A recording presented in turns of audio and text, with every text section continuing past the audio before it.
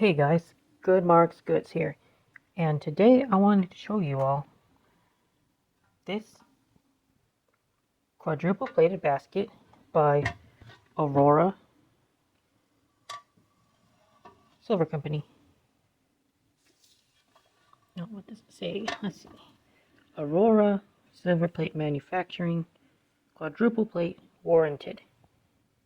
And then some numbers here. The piece itself is in pretty remarkable condition for how old it is. And normally, I would say baskets don't sell very well. I'd be lucky to get 40 bucks. But this one's a little bit more unique. Let's look at the design in the flower. Wow, that is just stunning, guys. I don't know how they would have they would have made this back in the day. Did they have was this machine cut? They clearly cut this design. I don't know. I think that would be pretty difficult to do this by hand, but what boggles my mind is that these pieces weren't made that mass produced. So how they would have programmed a machine to do this back when, you know, they had barely started automobile assembly.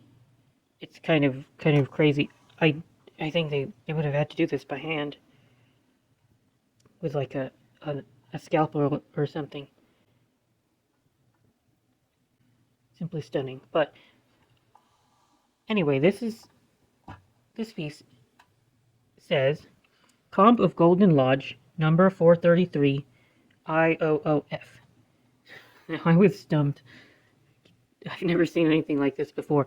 So Google is our best friend. And so apparently IOOF means the International Order of Odd Fellows, which is a secret fraternal organization that was around. It's still around, but not. The IOOF is not as relevant and big as it used to be.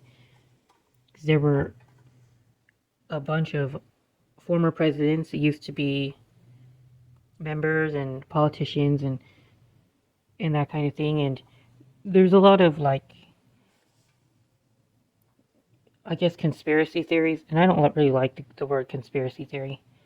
I'm really not a fan, but you could say that there's a lot of, like, mystery behind these old organizations, like the Freemasons, and they were controlling the world from the back of a tavern and that kind of thing. But honestly, I think, in my naive mind, this was just a way for the more well-to-do, and these were very prominent men in their society, right? They were probably all like highly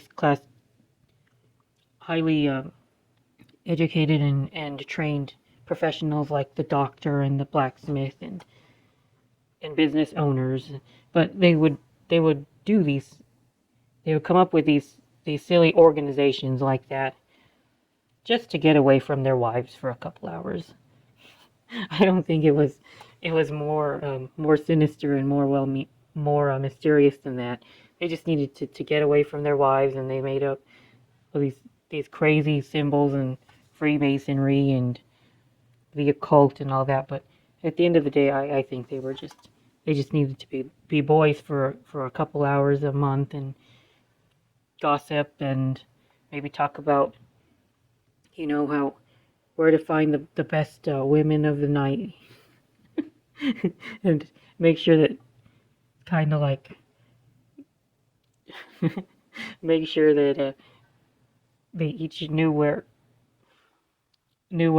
when the so-called woman would be occupied, so they'd, like, coordinate that kind of thing. maybe talk about where to find drugs.